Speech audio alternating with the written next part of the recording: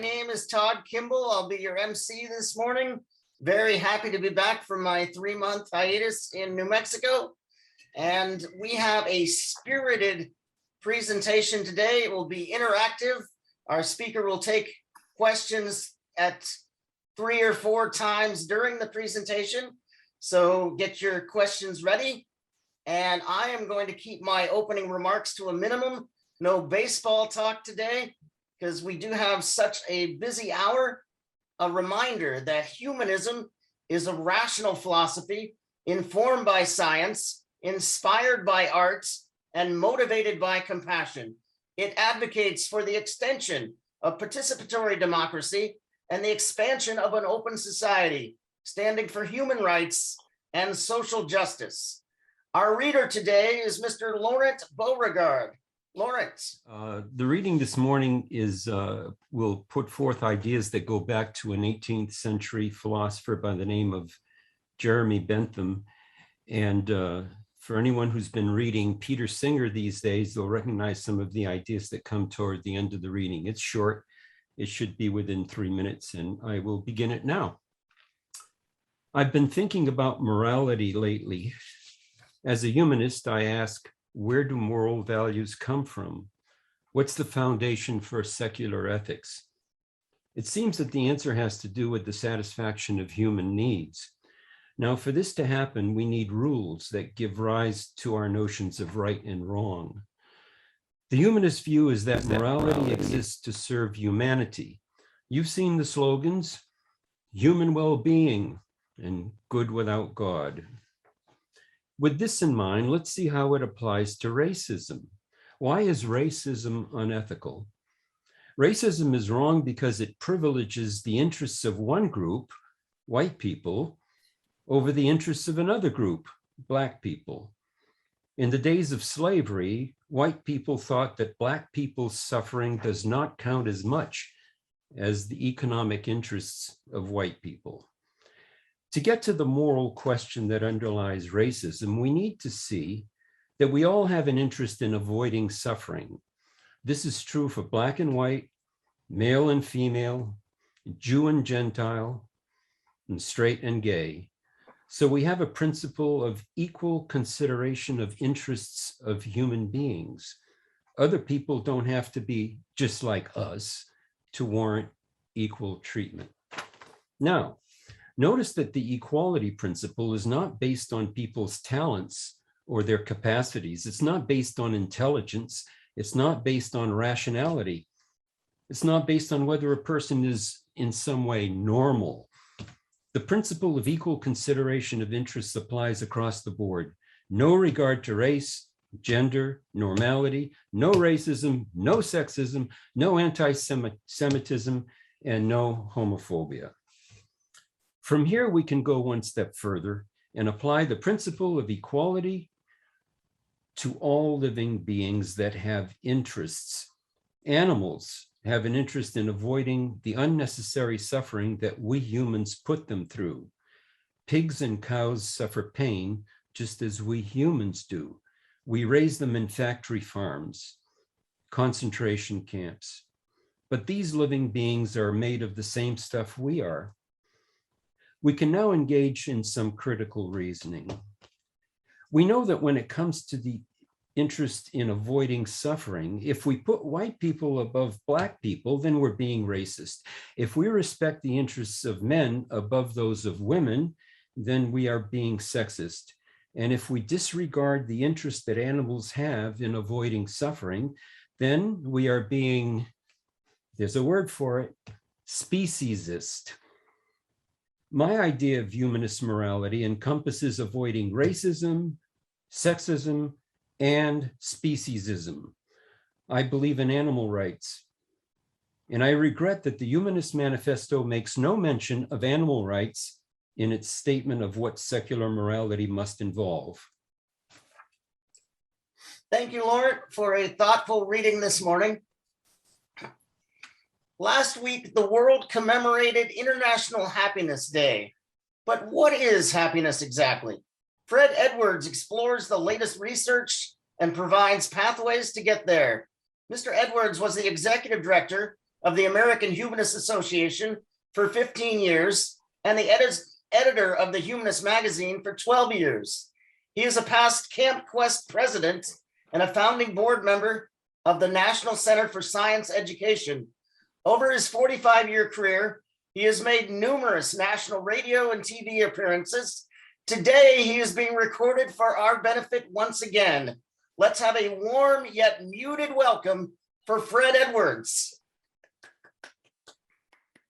Well, thank you.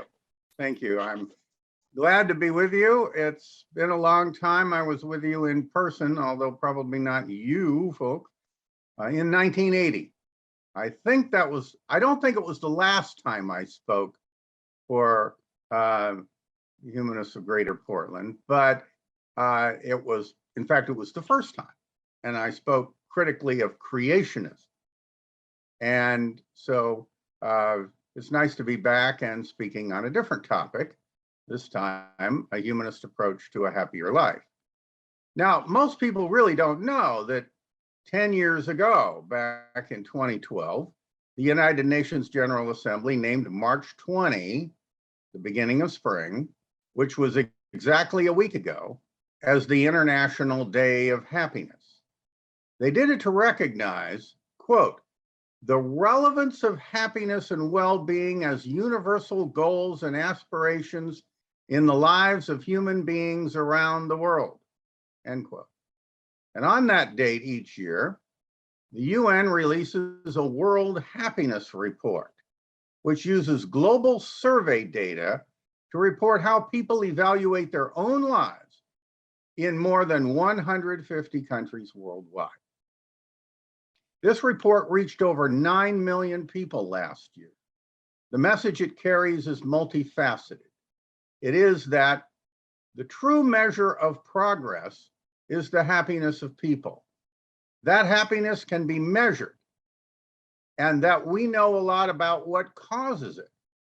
This information, in turn, can help countries to craft policies aimed at achieving happier societies, and each of us can live a wiser life. Because of this, the European Union, for example, now asks its member countries to put well-being at the heart of policy design. And it's notable that in these reports, all the Scandinavian countries keep showing up in the top 10, while the United States continues to rank lower. It is currently in 16th place, which is an improvement over its former ranking of 19th. But Afghanistan has come out on the bottom for the third year in a row.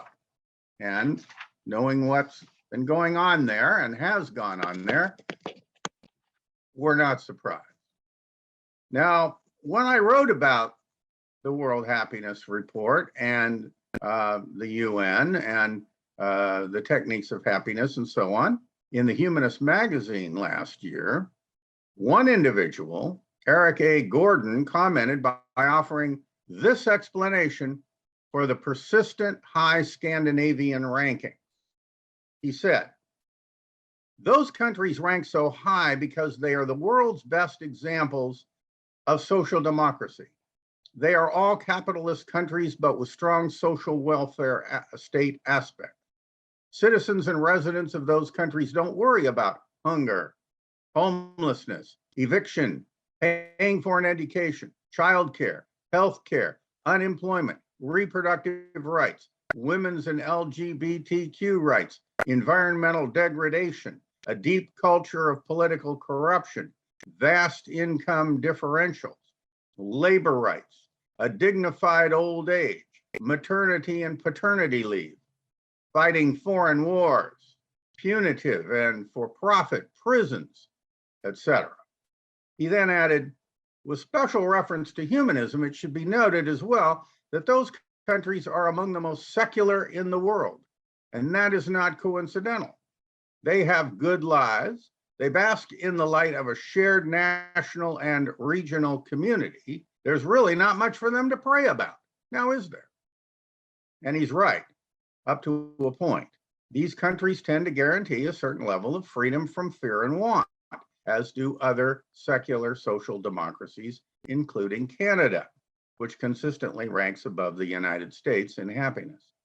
But freedom from fear and want only provides a general foundation for happiness, the basics, which make happiness easier. These are the necessary but not sufficient conditions for happiness. This is because happiness, instead of being a list of checked off need boxes, is an overall positive evaluation of one's life and an overall positive state of mind. And getting all the way there is a separate task. After sufficient relief of suffering, of course, has been accomplished. You can't be in deep and excruciating pain and be really able to find happiness. So some things really stand seriously in the way of happiness, but there's more to happiness than just relieving the pain. Moreover, many people manage to be happy under difficult conditions, which again, this pointing out of the Nordic countries as being happier, that doesn't completely cover the waterfront. And the fact that people manage to be happy even under difficult conditions was emerged in both this and last year's World Happiness Reports, drawing attention to the effect of the pandemic on happiness, an effect that surprised even the report's editors. This is because, on average, results remain steady across the pandemic years and remain consistent with the year before the pandemic. In other words, humanity has exhibited resilience in the face of hardship. On top of this, the pandemic brought an increase in social support and benevolence. We see this also with the war in Ukraine. The World Happiness Report website states that as we battle the ills of disease and war, it is essential to remember the universal desire for happiness and the capacity of individuals to rally to each other's support in times of great need. Moreover, there has even been an emergent optimism for the future, an attitude that shows the power of human adaptiveness. But what do you think? How do you rate the role of political systems and social structures in the quest for happiness? And how have you personally fared during the pandemic? Let's talk. I'll start with a comment. It seems like in America anyway, we're really living in two different universes in terms of news and how we see reality. And to me, the more deeply you look into the issues of climate change and homelessness, the more upset you're going to be. So I think in this case, knowledge may create unhappiness. Yeah, I mean, that's true. You know, I mean, you're sitting there content in your, cushy situation, and, reading books and having fun and going to amusement parks or whatever you do. And then if you're the least bit socially aware, you look around and you go, well, wait a minute, there's all of these other people suffering. And then maybe you're motivated to want to do something about that.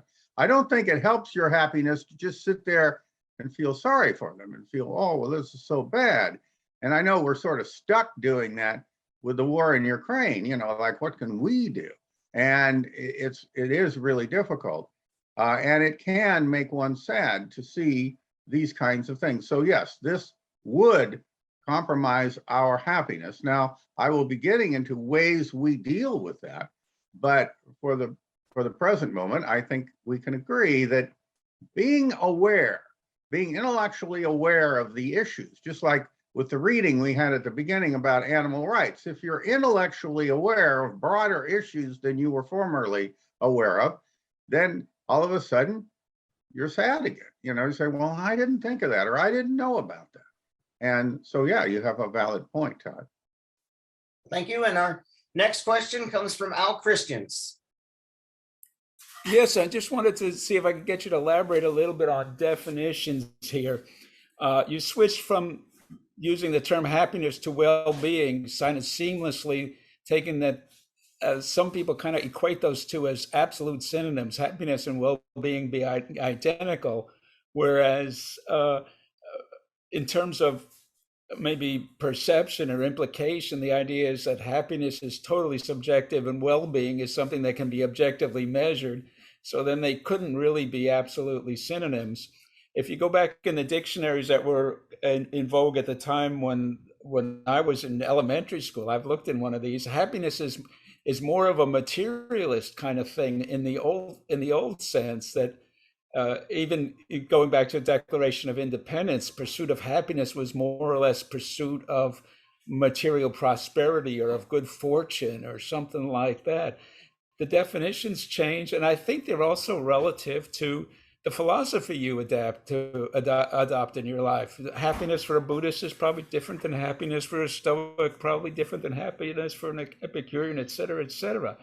So isn't there not some kind of question about what the heck happiness is?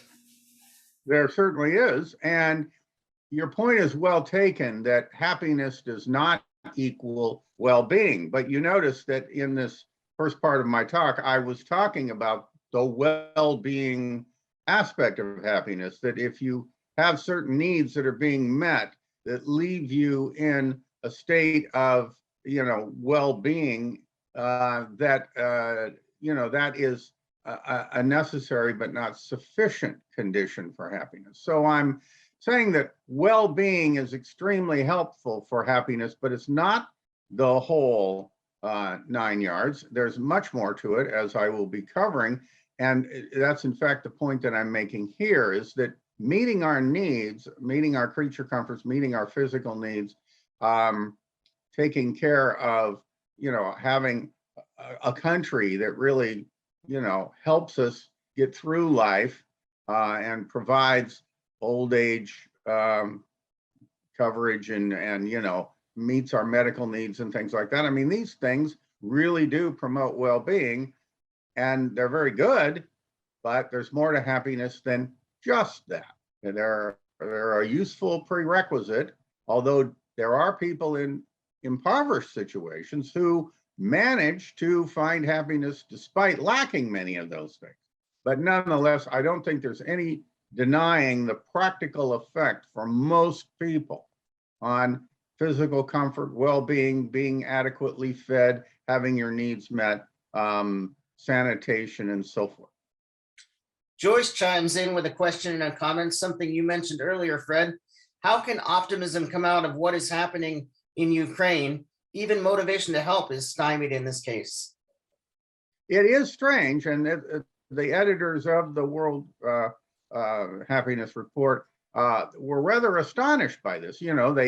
They noted it because they asked people to self-describe how they feel and what their views are and how they rate their own happiness and so on. And they kept finding this optimism for the future. Now, there's a number of reasons how that could come about. And one of them is some people might think, well, it couldn't get any worse. So there's that element to optimism. But there's just the idea that we're going to get through this somehow. Now, it would be interesting to try to learn, well, where does that come from? Where do they get this idea that things are going to be better somehow?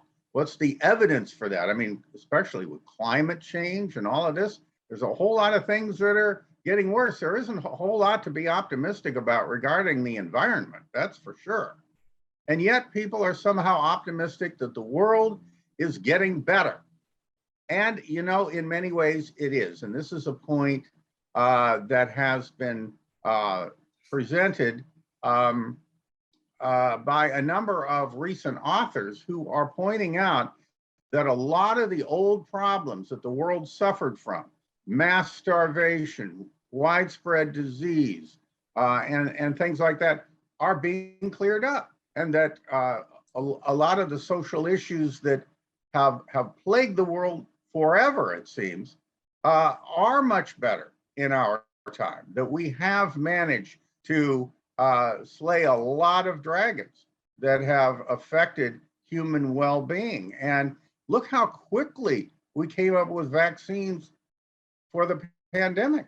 and then got them in arms. And you know, we were able to get through this in 2 years, pretty much. And what was called the Spanish flu back, you know, 100 years ago, yeah, that lasted 2 years also, but we didn't end up with a vaccine. So the Spanish flu is still with us in a way. It's just a reduced, you know, problem. But the point is that a number of recent humanist authors have pointed out that yes, the world really is getting better, that it isn't all doom and gloom, that human civilization has advanced, the spread of democracy and human rights and social well-being. The fact that you have all those countries in Europe that are doing well, and you look at human history, the whole panoply of human history from, you know, the Mongol Empire in Asia to the, you know, the Black Death in Europe and all of the, you know, sufferings and torture that was used, you know, I mean, even as bad as some prisons are around the world, the spread of the use of torture as an ordinary means of punishment or interrogation and so on is pretty much outlawed most places.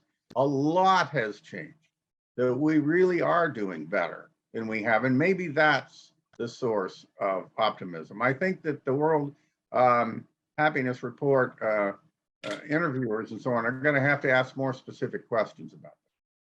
I think we'll end this first intermission with one last question. Dave would like to come on and ask a question about possible changes in the US political and social structure. Yeah, thank you. I keep wondering, is our country's political system going to go more in the direction of the Scandinavia countries?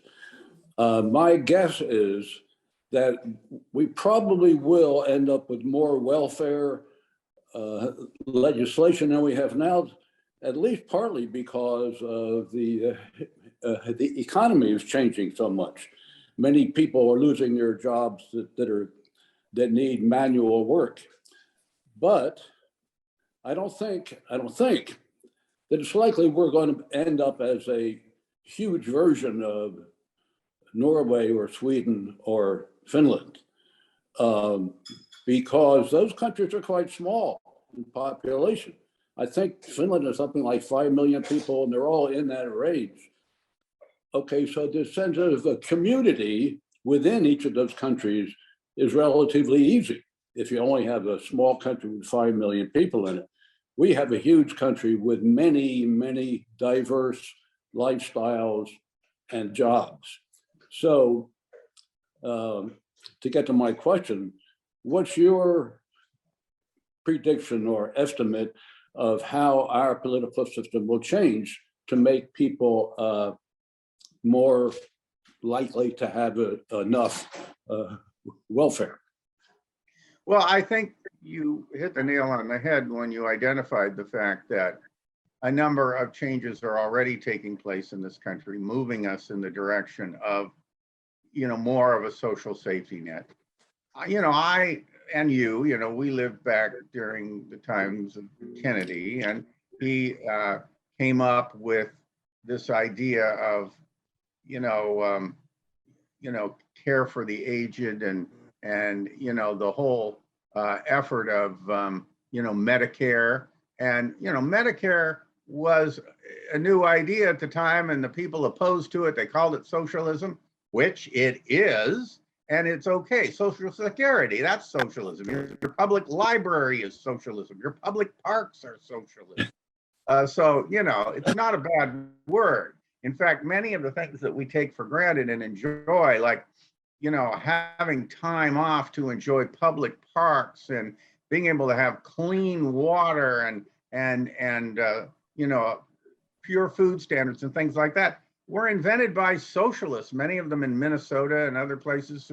They were called the sewer socialists because they weren't after world domination like other socialists were. They were after this idea of making the world and life better for ordinary people on the ground. And so that kind of socialism has actually continued to spread under other names in this country. And so, yes, we do tend to want to take care of more people. I mean, look at all of the money that was spent during the Biden administration to support people who were suffering from the pandemic, who lost their jobs and so on, all of these. And Congress actually voted for, billions of dollars to be handed out. I mean, think back, the old line Republicans saying, that's it, government handouts, tax and spend Democrats, and all of that. And here we're doing it. And it got support on both sides of the aisle. So little by little, we come to these things. Yes, we sometimes take a step backward before we can take a couple of steps forward. And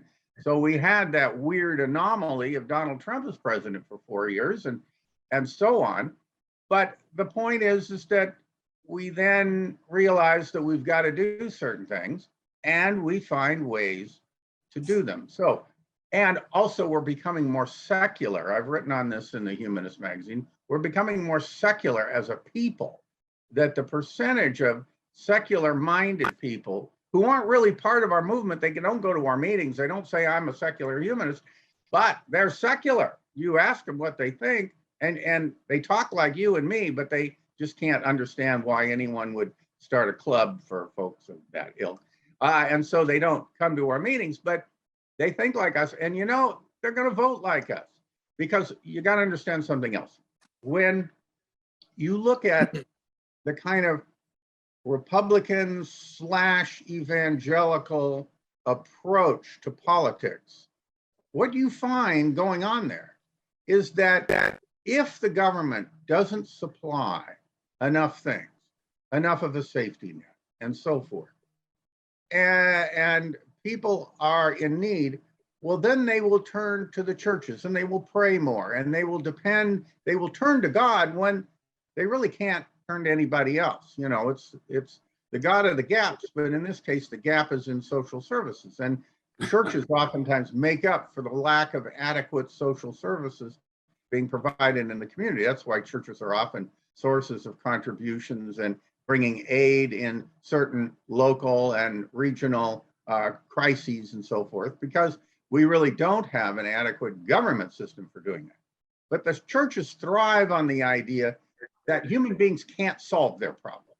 They need to turn to God. Well, when you see to it that human beings are not solving their problems by making everything rough and ready, and that you have to strive to achieve to be successful, and if you're not successful, then you're poor and you deserve it to be poor, and nobody cares about you except maybe a few churches then, and you have to turn to God. Well, that kind of discomfort, that kind of lack of service is what the evangelical churches thrive on. And as we become more secular, we don't like that.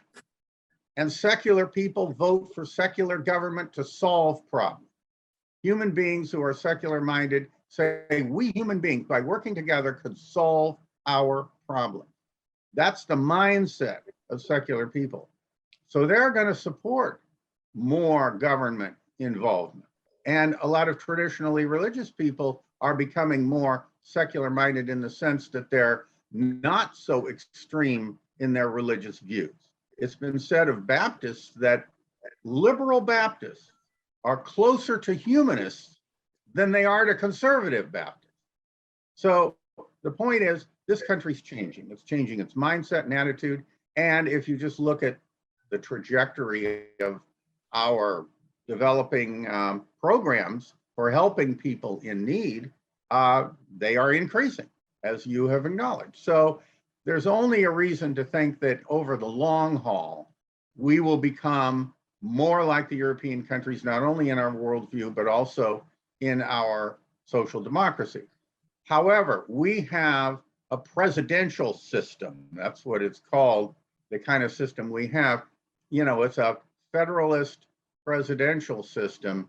And presidential systems have been analyzed over the years by various thinkers and compared to social democracies and the form of government that involves parliaments and so forth, and that way of electing people.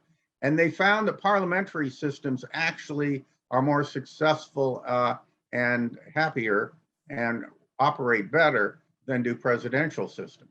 So because we are a presidential system, and in all likelihood, we will maintain that, and that we will keep our Constitution, we'll just keep interpreting it differently, then there's a certain amount of lagging behind many of these social democracies that will probably continue. These are the tools we have to work with. And for us humanists in this country, it's been an uphill battle, but we're getting there. To just give you one example, I remember back in the early 1960s, if you wanted to publish a book on atheism and you went to one of these vanity publishers that you pay to publish your book, they would not take your money if you wanted to publish a book on atheism. They wouldn't do it. And now leading major publishers all over the place publish books on atheism, and it's more accepted. So things have changed. I have seen a sea change in my lifetime. I've seen a sea change in so many things in my lifetime. Sometimes I feel like I'm a time traveler from the past, visiting this strange future. So already we're better off. So that's the source of my optimism. So thank you for your question, Kate. Good questions and spirited dialogue so far. Fred, we look forward to the next stage in the presentation. Take us away. All right, so I will do so.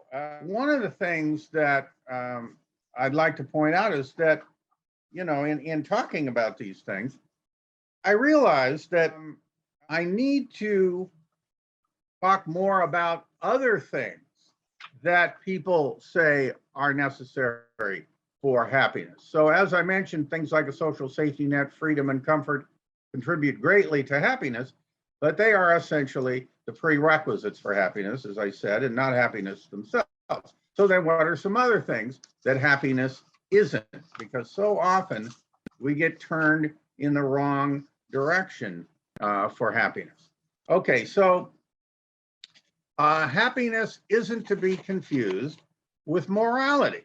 I mean, you talk with religious people on this thing, and they're going to say you can't be happy unless you're moral. But we hear those frequent claims that moral life choices always make people happy. We know that virtue isn't always rewarded. Indeed, when brave people advancing noble causes take the moral high road against opponents that are too powerful, these brave people can be made to suffer, whether through physical or emotional pain. Whistleblowers can be purged of their jobs and publicly defamed and hounded. Courageous freedom fighters can suffer great personal losses as well as severe lifelong injuries.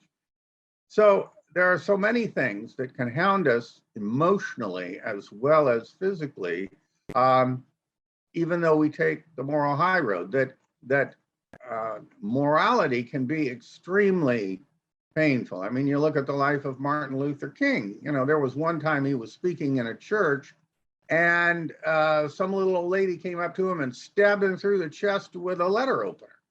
And so he had to be taken to the hospital. And if he had a cough that was so close to his heart, it would have killed him. He was that close to death. Now, I can tell you from my part, you know, if I were fighting for a cause like that and I got stabbed in the chest, I'd say, or my wife would certainly say, all right, it's time to get out of the business. You know, I'm going to find another lifestyle. But he kept with it. And he, you know, he had great sufferings and he ended up being executed. Was he happy? I don't know. I didn't know the man that closely. Some people would say they thrive on the great things they do and that makes them happy. But it isn't morality by itself. All right, so happiness isn't to be also confused with personal achievement or money. That's another one of the things that people think is necessary for happiness. Now, these can serve as a cushion against certain barriers to happiness, such as defamation or poverty. They are no guarantee that actual happiness will emerge within that safe and conducive framework. And let me give you an example of something on that score that I saw in a movie that I watched on television. It's a movie that's up for an Academy Award that I watched in a movie actually today. It's called The Power of the Dog. Now, I'm going to give a few spoilers. So are there any people who have seen The Power of the Dog or plan to see The Power of the Dog and really don't want me to spoil it for you? Speak now or forever hold your peace. I'm not going to tell the whole story, but one point in The Power of the Dog is this. This young woman. She has her own business. She runs a piano bar. This is back in the 1920s. And she has a restaurant and all that. She's doing well. She made enough money to send her son to medical school. But this really wealthy Montana rancher meets her, and he's lonely, and he wants to marry her. And he's offering her, so much better lifestyle that she won't have to keep working, and will live in this wonderful mansion that is on this great, spread of land in Montana that just goes on for hours, and she'll just have this wonderful life. So she marries him, and she comes to the ranch house, and well, the first thing that happens is that she meets the guy's brother, her brother-in-law, and he doesn't like her at all. So she already has a nemesis in the house. So that's a problem. But probably the bigger issue, I mean, he buys her a baby grand piano and she practices her piano and so on, but she's just feels sort of out of her element. She's rattling around in this gigantic, humongous mansion that's too big for anyone. And so just to keep active, just to be doing something, she tries to do some work in the kitchen, and the kitchen help resent her for that because that's their job. And so she's getting no support from anyone. So she's lonely, and she's bored, and she's running into this hostility from a relative, and she just has nothing to do. And since she's not really educated, she also doesn't have a thought in her head. So she can't kind of keep herself amused intellectually.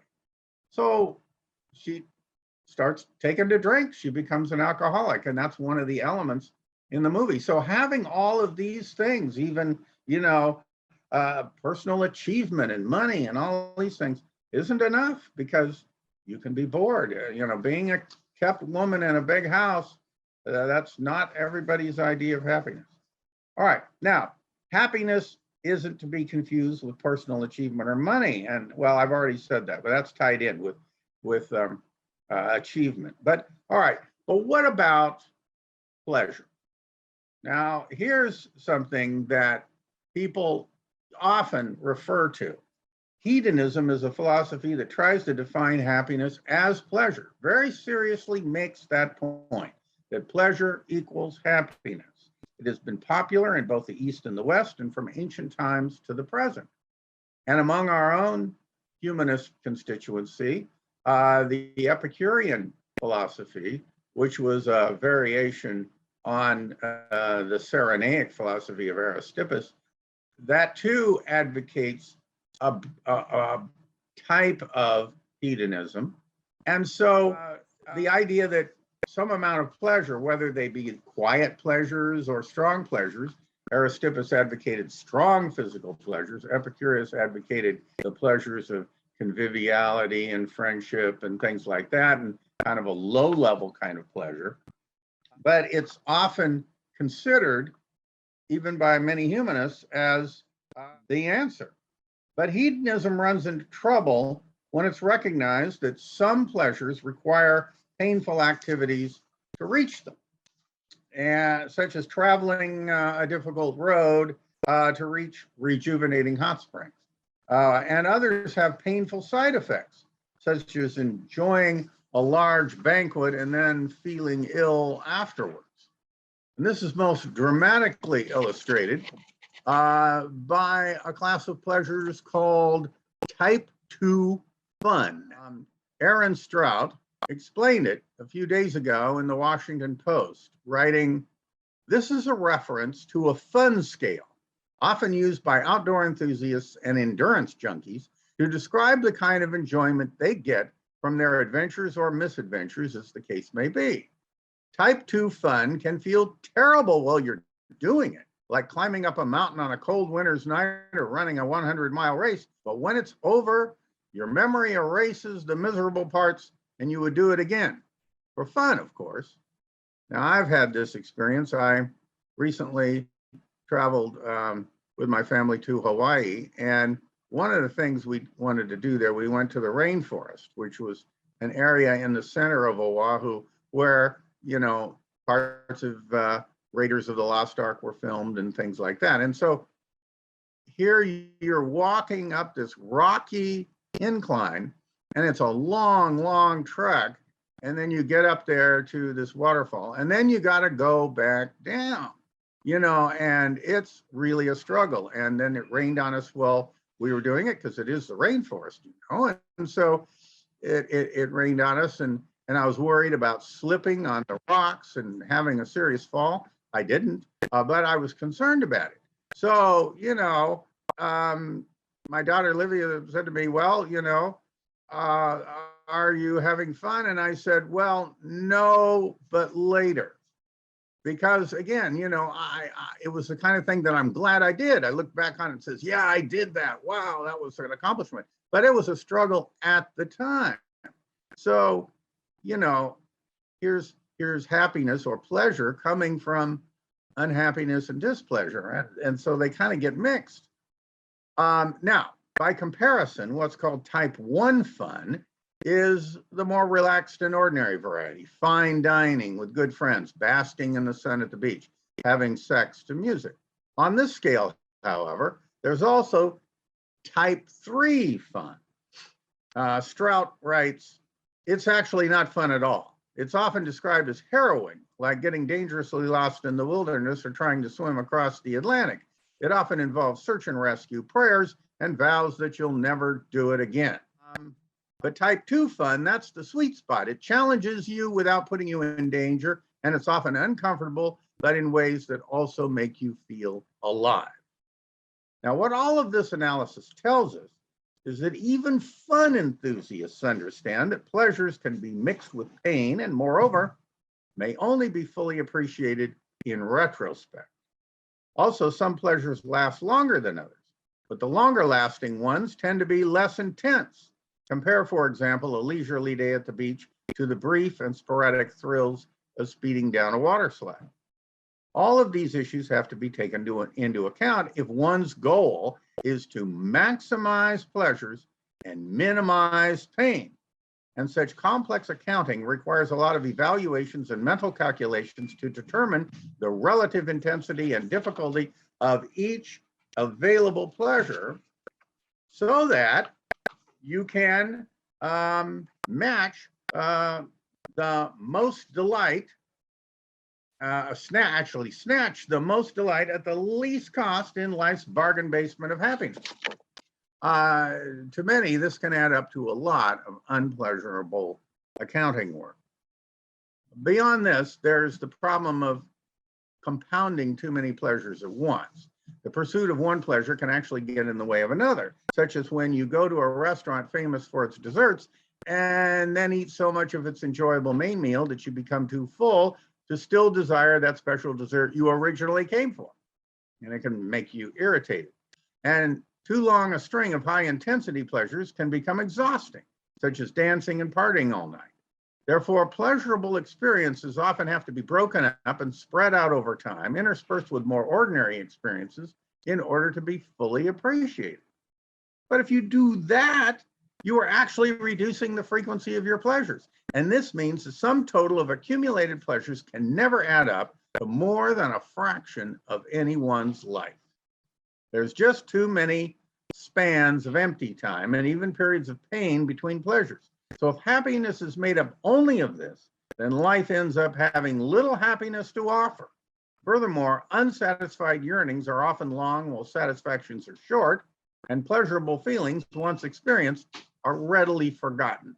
Can you remember and truly taste again that great one-of-a-kind meal you had last month or a year ago, or mentally re-experience that incredible orgasm you had last week? Adding all this up, I'm arguing that happiness isn't attained merely by meeting your human needs, by being moral, by becoming a high achiever, or by maximizing your pleasures and having fun. But what do you think? Let's open it up again, because humanists have long held that some of these things are necessary for happiness or are happiness itself. So I'd like to hear from you and what your thoughts are. And you can agree with me or disagree with me. Okay, thank you, Fred. This segment of your presentation has spurred some comments and some questions. I'll read a comment from Mike Brochet. Optimism could spring from courage. I don't have all the answers, but I keep my mind open to possibilities. And Gretchen has a comment and a question on competitiveness. Gretchen, come on in and ask your question.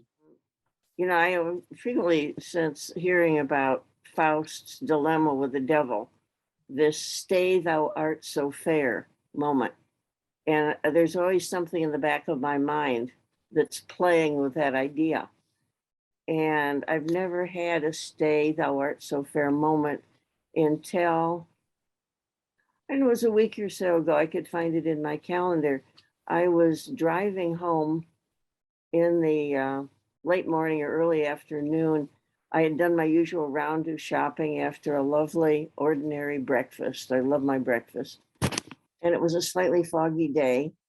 I picked up some fruit at Costco, my favorite fruits.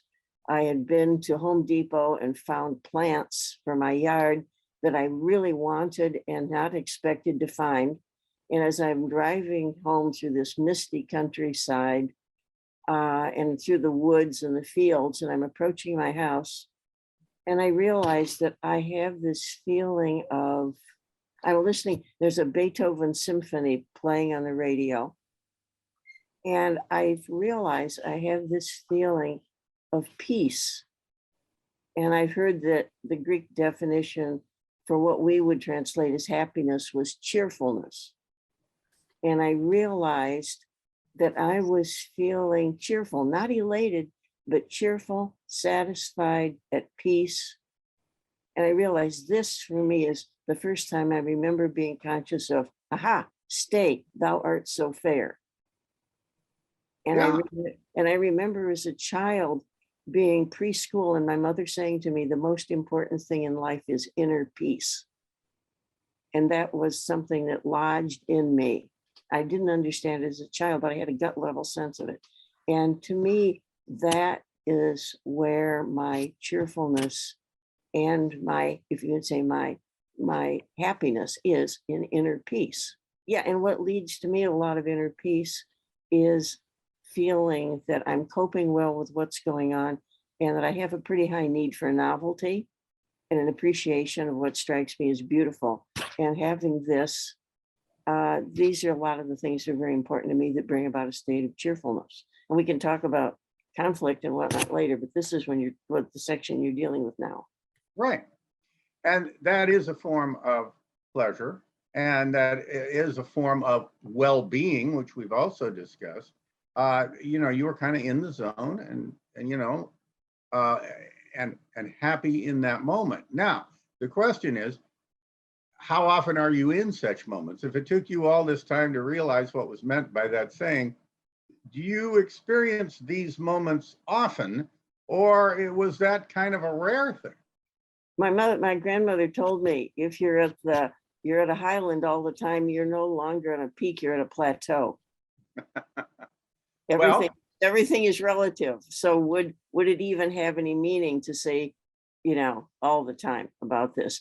But no, I have moments of greater and lesser contentment. It gives my life contrast, which makes me appreciate things. I don't have any problem. I'm not making a demand that I be cheerful all the time.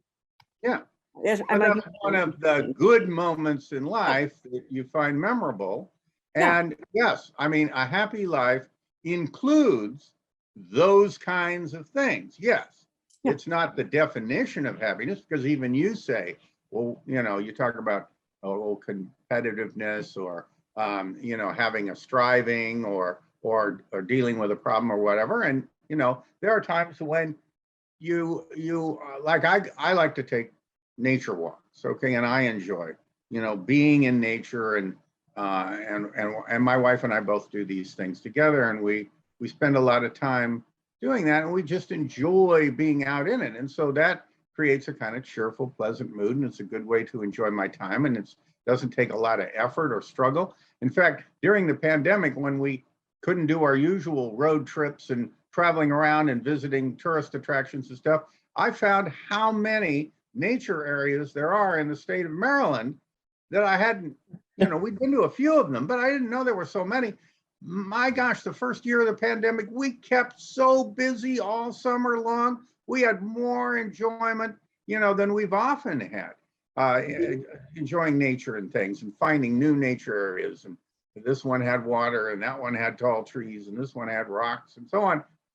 And she likes to take pictures of spiders and little animals and things like that. And she loves to photograph mushrooms. All right. I mean, wild mushrooms, not my thing, but I'd say, oh, I'd see some, I'd point them out to her and say, well, how about those? And she said, wow, that's good. And some of them look like something right out of a cartoon of the, who were those characters?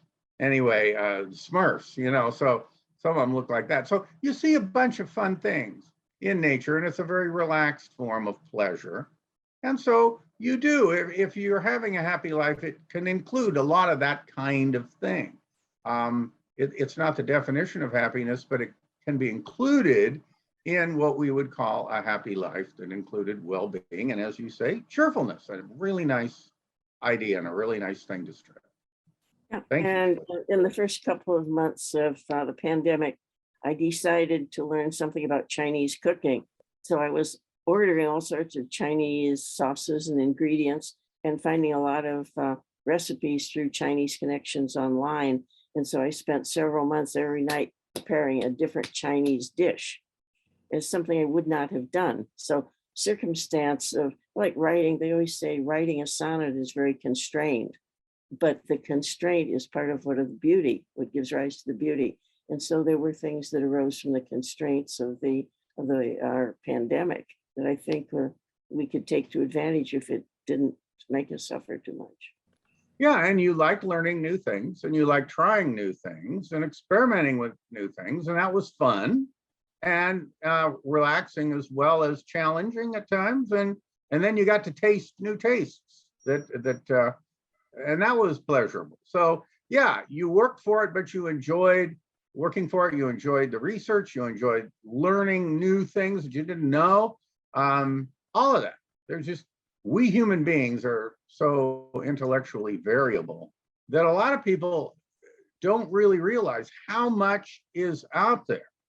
For example, if you stay mostly in this country and you don't travel abroad or anything, you have no idea what you're missing that's out there, and that the world out there is quite different and challenging, and that you see new things and you meet new people and things that you never would have known you did, or as I did, just finding new places to hike and nature walk in the state of Maryland, and as you found with Chinese cooking. Yeah, I mean, broaden your horizons, because then you find new ways to be happiness. So how can you ever be bored then? And I just got back from a trip to Antarctica and walking on South Georgia Island. I spent a week by myself traveling around Atacama in Chile. So, Yeah.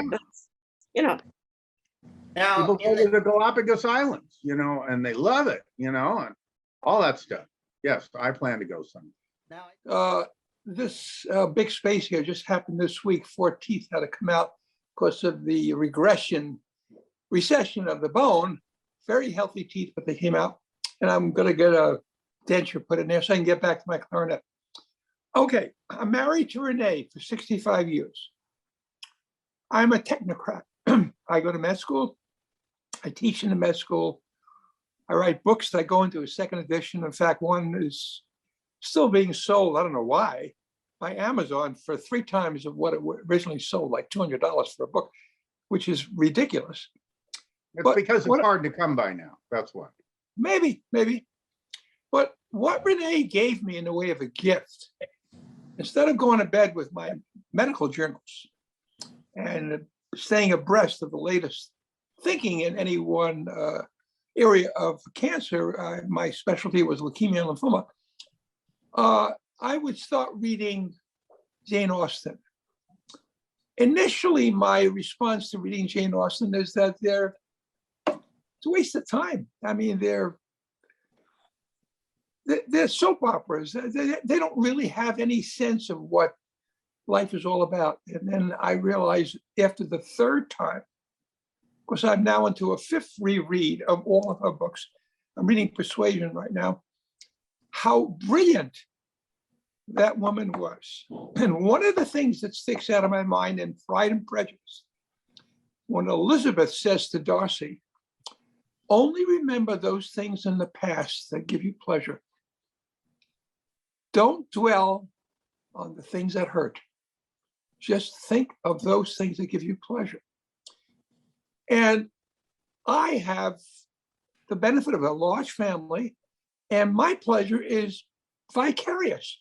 When I see my grandsons succeeding, when I see them at a dinner and I'm sitting on the sidelines and watching them interact, I'm getting an incredibly vicarious pleasure that I can't put into words, because you have to be there to see what that is. And it made me feel that there is some meaning to a long existence. And you're here for a reason.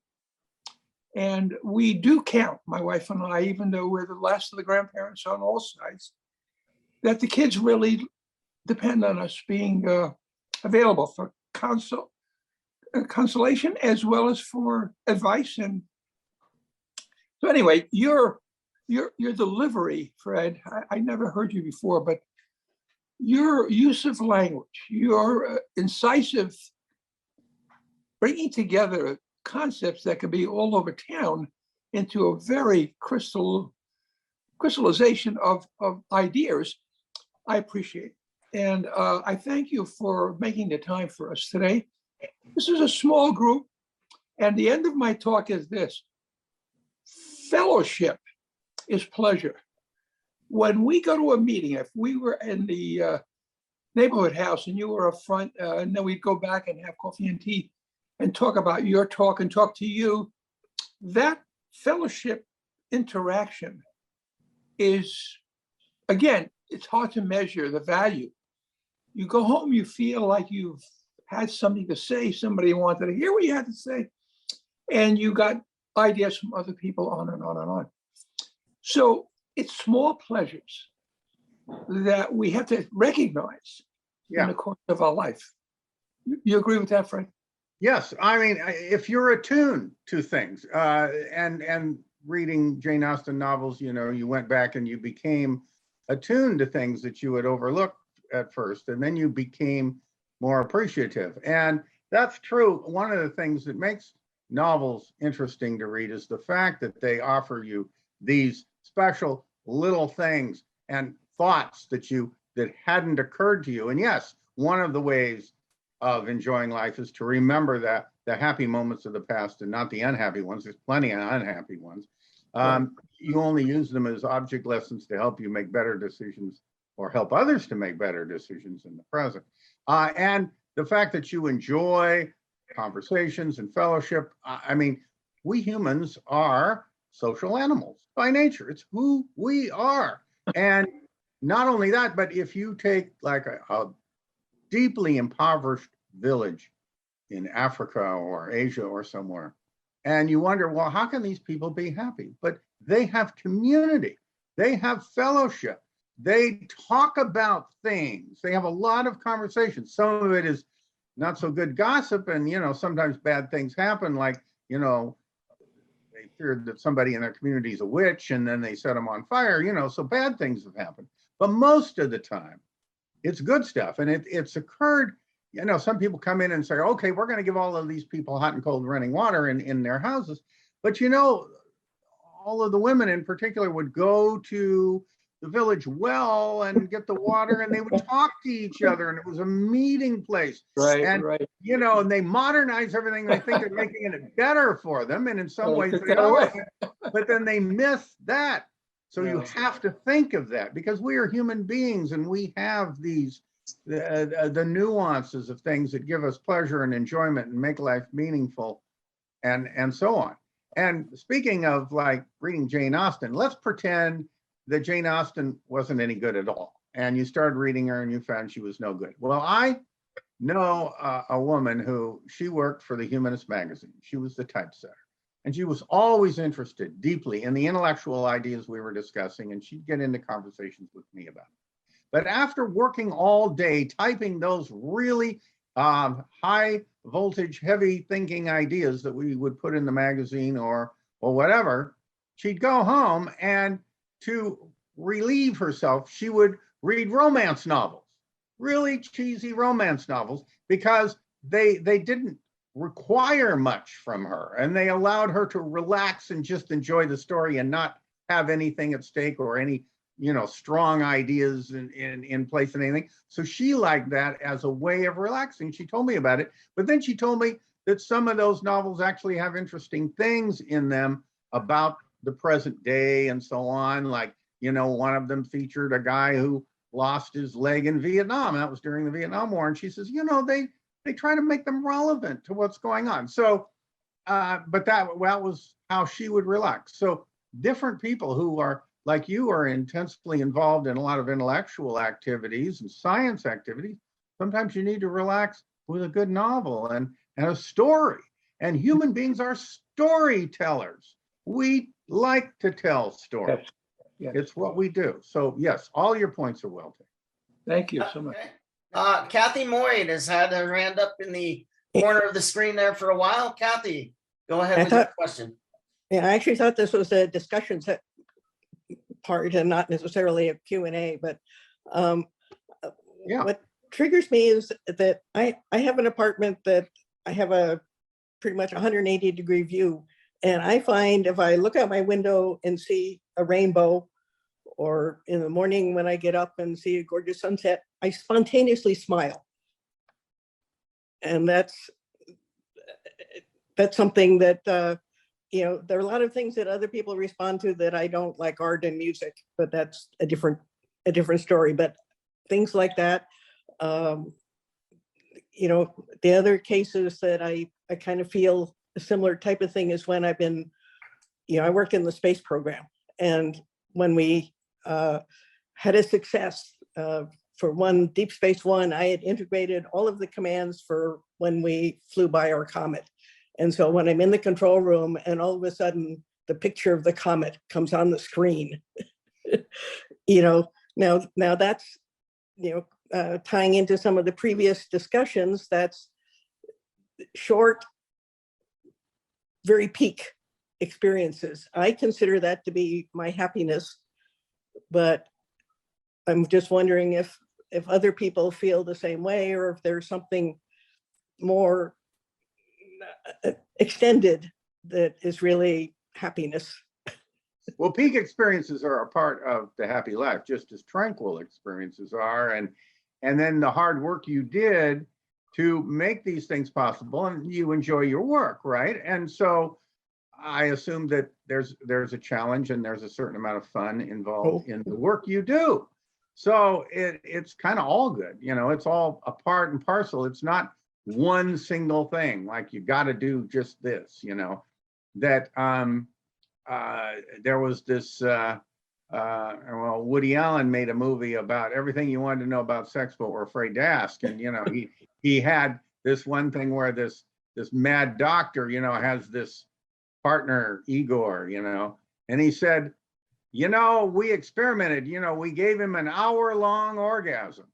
And he had fun, but look what it did to him, and it kind of made him this bumbling, really stupid guy. So the point is that, life is not just this one big orgasm. And therefore, if you can keep that going, you're happy. And that's what the object of life is. No, I don't think so. But I often used to wonder, they would take these rats and they put them in experiments. They give them a bar to press, and it would go through electrodes that went to the pleasure centers of their brain. And they would keep pressing that bar until they collapsed exhausted.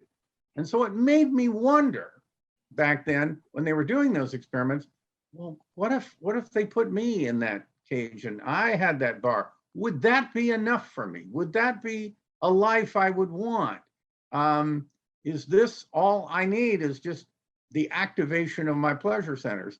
And I'm going to be telling you as we go along, I think not. I think the pleasure centers are great, they're fine moments, but they're not everything. So What is happiness then? In summarizing part of what science has learned about the subject, the Mayo Clinic reports the following. Only a small percentage of the variation in people's reports of happiness can be explained by differences in their circumstances. It appears that the bulk of what determines happiness is due to personality and, more importantly, thoughts and behaviors that can be changed. Now, this confirms the wisdom of the ancient Stoic philosopher Epictetus, who, in addressing the problem of unhappiness in Roman times, famously said, "People are disturbed not by things, but by the views they take of them," which means that happiness is a state of mind, a positive evaluation of one's overall situation. And one aspect of that positive evaluation is the idea that one's life is meaningful. Now, when I say this, I'm not referring to some belief that one is cosmically important or has a significant place in the universe, nor am I talking about being loved or having a sense of belonging, although that's good. I'm talking about having a sense of purpose. The Mayo Clinic reports that people who strive to meet a goal or fulfill a mission tend to be happiest. Now, Albert Einstein even went further with a bit of hyperbole, which he often did. He says, all that we need to make us happy is something to be enthusiastic about. As the American Humanist Association's Humanist Manifesto 3 declares, we aim for our fullest possible development and animate our lives with a deep sense of purpose, finding wonder and awe in the joys and beauties of human existence. But our aspirations don't have to be grand, like finding a cure for cancer or writing the great American novel or, putting something out in outer space. But our aspirations, can be more commonplace, like rearing children. They can even be purely recreational, like planning a vacation or restoring an old car. A central feature of goal-oriented pursuits is struggle, the overcoming of obstacles, and even failing. This process is frequently painful or frustrating, but these aspects don't take away from the role that a vital and absorbing purpose can have in our overall happiness. Here's why. For almost all of human history, throughout the world, human life has been, in the words of philosopher Thomas Hobbes, solitary, poor, nasty, brutish, and short. Yet people have continued to work hard, persevere, and build families. At the beginning of World War II, Winston Churchill energized his nation with the purely pessimistic promise, I have nothing to offer but blood, toil, tears, and sweat. Now, why did this work? When the going gets tough, why don't people just give up? And no doubt some have, but those usually haven't been the ones to pass their genes on to the next generation. As a result, we today are the descendants of the survivors and thrivers, the ones who not only endured the struggle for existence, but felt driven to stay in the game. And that's true for what's true for humans is true for every surviving animal species. All have had to run the gauntlet of the Darwinian jungle. So today, when life is comfortable for those of us lucky enough to live in the global north, the drive to engage in struggle still persists and needs to find new outlets. Think about a typical house cat. Now, why would it play with a mouse and run the risk of losing it? Why wouldn't it just eat it? And the answer is that it isn't hungry, but it still wants to hunt. Likewise, humans, we who live comfortably in rich nations, don't have to forage for food, fend off predatory animals, risk hunger and disease, risk political chaos, and otherwise fight to stay alive. But we still feel invigorated by the prospect of struggle and can't go long without new pursuits, contests, adventures, conflicts, and dramas. Therefore, when the real problems and obstacles that plagued our ancestors or that plague poor nations disappear, we make up imaginary ones. We play sports, create art, join political causes, dream the impossible dream, and even fight with our neighbors. Such things excite us and provide not only a reason to get up in the morning, but a reason to live. We watch plays, we go to movies, we read novels, fiction struggles, because we love that struggle. We just can't get enough of it. Now, the conflicts involved don't always have to be negative. They can instead be engaging, involving us in something we deeply enjoy. Some of us find that the work we do for a living falls into that category. It's gratifying and thus more rewarding and lasting than short-term satisfaction. The hours seem to fly by because we are so immersed and in the zone. This afterwards leads to a positive mood as we reflect on a day well spent. Finally, when we regard life as worthwhile, we are concluding that we are engaged in something of value, experiencing a suitable portion of environment in that, of enjoyment rather, in that enterprise, or at the very least, finding some point in soldiering on. Thus, our sense of purpose is expressed in actions that engage us in short and long-term pursuits and strike us as bringing value day by day and year by year. And these are the basic ingredients. And some of you have already expressed how this fits with your view of life and happiness. I mean, we heard that, doing the science to, put things in space, not just the gratification at the end of the feeling of accomplishment, but the doing of the thing itself, and the fact that it was a challenge, that it wasn't going to be easy, that it was a project and a long one. So therefore it gave you that long-term challenge. When I was executive director of the American Humanist Association, I loved going to work. I couldn't wait to get there. And then I would stay there late, which irritated my wife that I didn't come home. But, I just liked doing it. I liked the challenge of doing it and all the difficulties and so forth that were part of that. It was all part of the challenge of doing the impossible thing. In other words, as I used to joke, the problem with the American Humanist Association is we're trying to sell something that nobody wants, and I would joke about that because, humanism wasn't always popular. And as I already said, when I started out in this business, you couldn't even pay to publish your atheist book, and now they're all over the place. So I feel a sense of accomplishment that I soldiered on for a long time, but I enjoyed the challenge, the dream, the impossible dream, climbing that impossible mountain, trying to get people to think in more humanist terms against all of the odds of the religious right and all of the,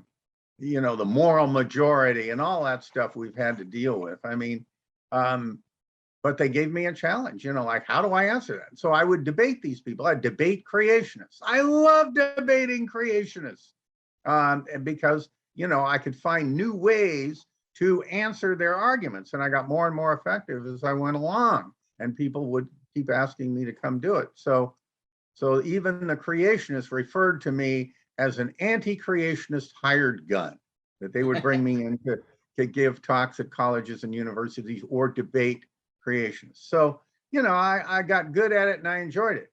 And then more recently on Fox News, I ended up on that talk show that was run by a guy they knocked off of Fox News because he had a personal scandal. But before he did, it was, he said, I'm going to give fair and balanced. What was his name? Bill O'Reilly?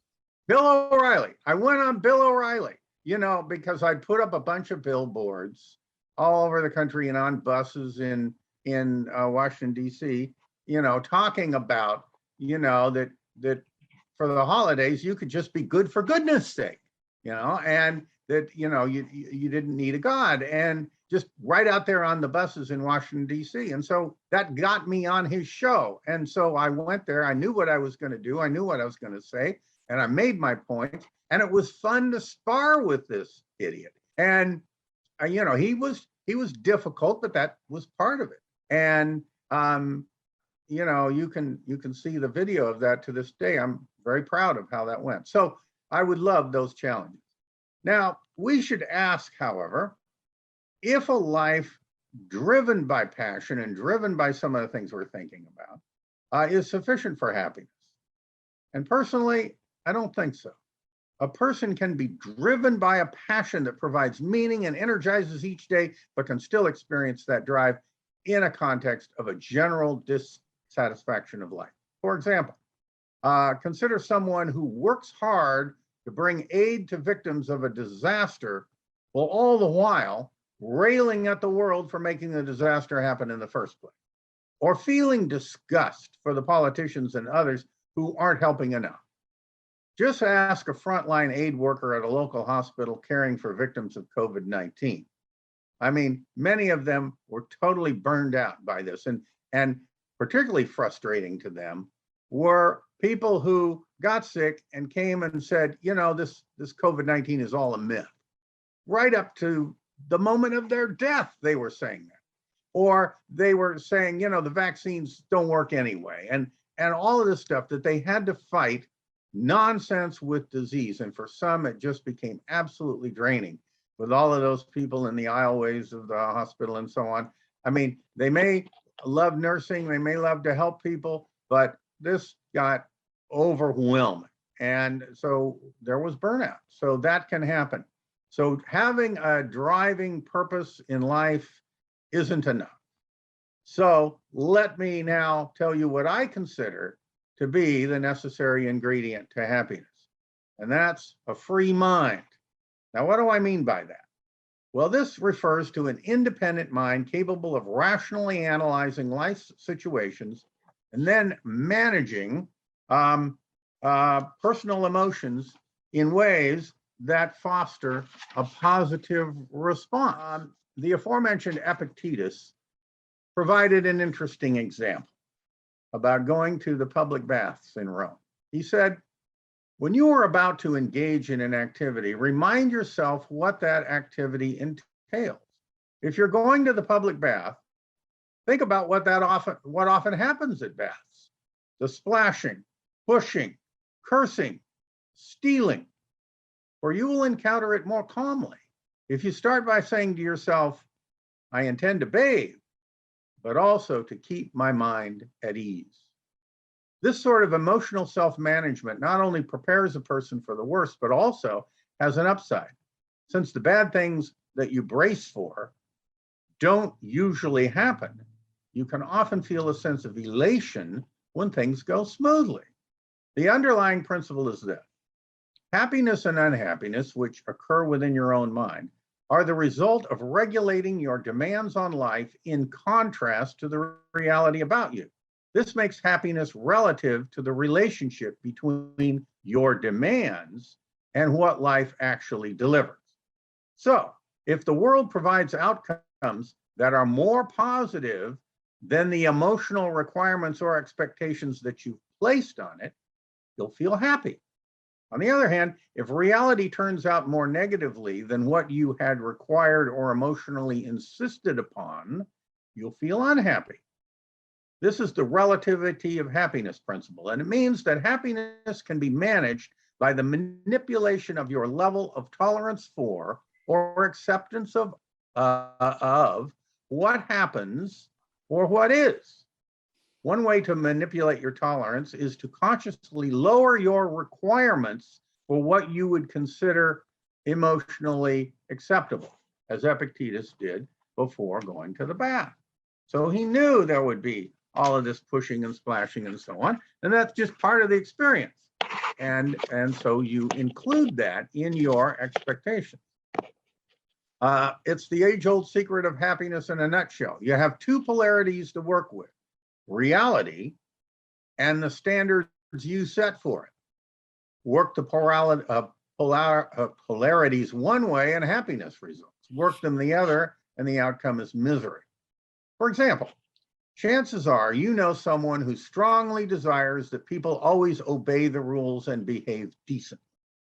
And this person wants that result so badly that she or he readily notices imperfections and complains about them. We have a couple more questions, but you've taken us on an incredible journey today. Very informative, very fun, and I really like your conclusion at the end for the key to happiness. So outstanding job. Thank you. All right. Well, then you want to have more questions and comments at the end. Right. Okay. Well, if I didn't realize that we'd used up so much time in our earlier discussion, so I hope you understood my final points there. There's more I could say about that, and I can certainly answer objections to it. But yes, let's do the rest of what you do. And if you're in your socializing at the end, I'm still available. Okay, that's fantastic. Let me read a question from Sheila, and then we'll get to a second question from Al, also in the chat. Sheila asks, how do people at the bottom of the economic scale who struggle to have basics of survival create happiness? With great difficulty, for the first point, is that having certain basics really, really helps. So they're going to have to find ways that either distract them from some of these difficulties, or at least not have these difficulties take up all of their time. Then, reading a novel, going to a movie, doing things like that, having other things. Also, struggling to survive against these odds can itself be a challenging and energizing task. So if they can find a way to find meaning in the struggle, in maintaining their survival and well-being, or helping their children, or helping others. I mean, you will find that there's charity even in very poor places, that people will give of themselves even when they have next to nothing. So it is possible. You just have to really carve out a space for happiness amid all of that, or try to make the challenge of living in that environment part of your meaning in life. And Al writes, what is a humanist to do when happiness and rationality are in conflict? Well, you mean because you know too much, it makes you unhappy? I mean, that often comes up, for example, in the animal rights discussion that we had, the reading that started us off. People say, well, I really like eating meat and, all of this stuff. And yes, these animals are suffering, the chickens on these farms and so on. And what are we going to do about that? And there are things that can be done about that. We can't really ask the animals what makes them happy or so on. So it's our own compassion. This is where I, have some disagreement on this issue, that I don't think animal rights are in the same categories like racism or the other examples used. I think rather our concern for animals is an extension of our capacity for compassion generally. And so we extend that from human beings to non-human beings. And so there's a lot that we can do. But yes, that can make us unhappy as we struggle against that, because maybe we're not totally vegetarian. And society is so structured that even if you try to be, you're not helping matters. If you have children, you are taking up space that is taking away land that was once occupied by animals or would be. And so extending human populations leads to a death of animals and extinctions. There are just too many people on the planet. So we are part of the problem. Some could even argue that human beings are like a virus on the planet, that we, or not a virus, actually more, a better example would be a parasite, that we are parasitical on animals and nature in general, and look at all the destruction we do. And the more people we have, the more destruction is caused, and the more land that's put under cultivation or for roads and cities and is put under concrete, and then more animals die. So you can be a vegetarian, but if you support the spread of human population, you're killing more animals than you would if you ate meat. So these are difficult issues. But I would say if the intellectual issues are challenging to you and interesting to you, and you can handle not solving them, in other words, if you don't demand of life that these problems be solved, then your intellectual pursuits don't have to be in conflict with your hands.